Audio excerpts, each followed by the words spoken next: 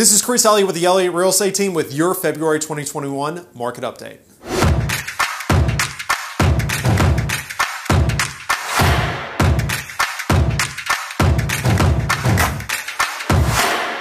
Good morning, good afternoon, good evening, whatever time you're watching this. My name is Chris Elliott with the Elliott Real Estate Team, brokered by RE/MAX Action. Super excited to be delivering to you your February 2021 market update. So to start, we now have the numbers in from 2020. Home sales were up 5.6% in 2020 versus 2019, which is absolutely bananas given everything that happened last year, especially with the pandemic.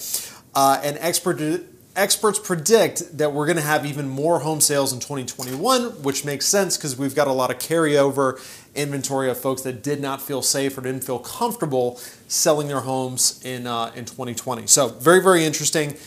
Going to be a lot of real estate trading this year. Now, the cool thing is we are still at a very good spot as far as affordability. So if you look at the Housing Affordability Index, this is a really cool index that takes into account several factors such as price, such as the affordability of mortgage rates. So due to the low rate environment that we're in, we're still at a very good affordable place. The most affordable place that you'll see in this graphic is post the Great Recession, when home prices were very depreciated. So the affordability was much more of a factor of price than it was anything else, if that makes sense. Also, to a very cool graphic, shows the percentage of income it takes to service owning a home. The historic norm is about 21% of the median income to afford the median home. Right now, we're down around 15%. So even despite home prices continuing to rise due to the low mortgage interest rate environment that we are in, housing is in a very affordable spot, which is very, very good news for a lot of folks. You can also see pretty cool graphic, shows you the typical mortgage payment. Now this is adjusted for inflation. And as you can see, even despite the home prices that we're seeing and the appreciation that we're seeing, housing is still very, very affordable compared to times in the past.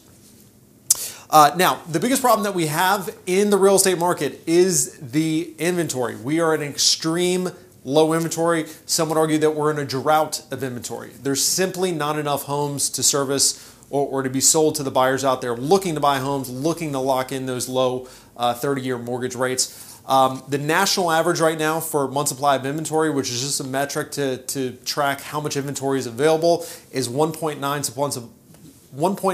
month supply of inventory. Keep in mind, 6 month supply of inventory is considered a balanced market. Anything south of 6 months is considered a seller's market. On a national scale, we're at 1.9 month supply of inventory.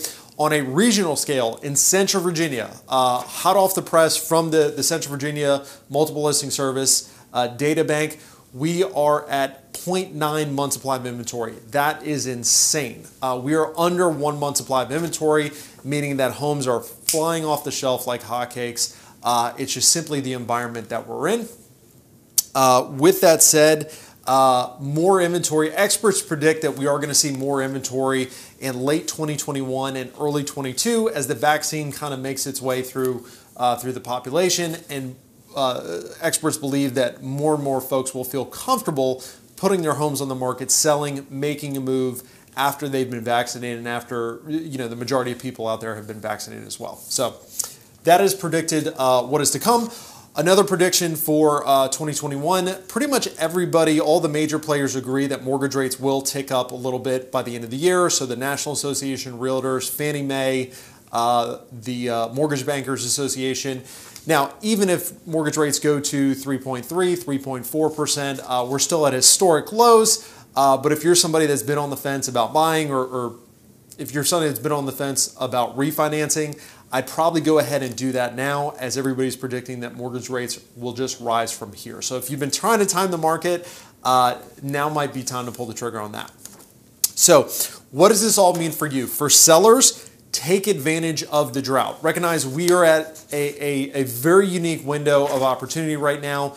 We're extremely low inventory. Now, towards the end of the year, next year, we're still going to be in a seller's market, but just recognize we're in an extreme seller's market. Pretty much we're seeing multiple offer situations on every single property that hits the market. Anything priced reasonably to where it should be, anything that looks reasonable enough is going very, very quickly, and most of them with multiple offers.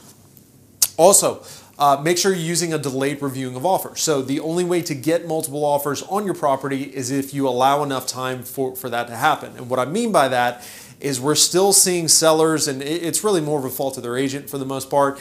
They're listing their home on a Thursday and they're taking a contract on Thursday. And while it is exciting and sounds cool on paper to sell your home within 24 hours, the reality is you're probably leaving on the money on the table if you're not allowing enough time for enough people to go through the home and then potentially letting those offers stack up and reviewing them, after the weekend, for example. So make sure you use a delayed reviewing of offers and maximize the opportunity. So anytime we get into hot markets, and the public at large knows that it's a hot market, it's a seller's market, we see bad habits creep in. And what I mean by bad habits is folks that are not staging their property, they're not marketing their property well, and they're not pricing their property anywhere where it should be. They're just throwing out these outlandish prices. And believe it or not, there are still homes in this market that are not selling.